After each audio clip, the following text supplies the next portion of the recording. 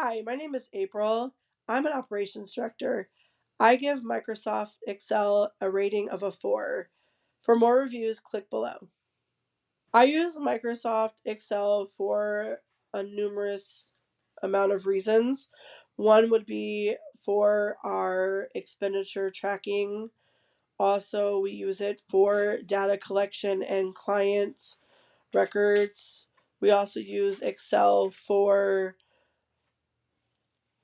the functions of the ability to use it to maintain our expenses and the formulas portion, which makes it very convenient so that not everyone is a math wizard. It does it automatically for us, which is a great feature of the program.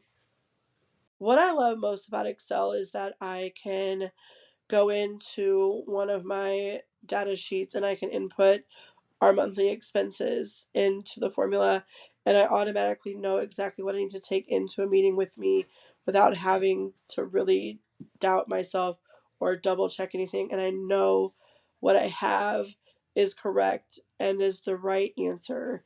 That's the best part of this program. I think one of the many challenges of some of the things that I would dislike about Excel, what I would say is that the level of knowledge has to be at a higher level.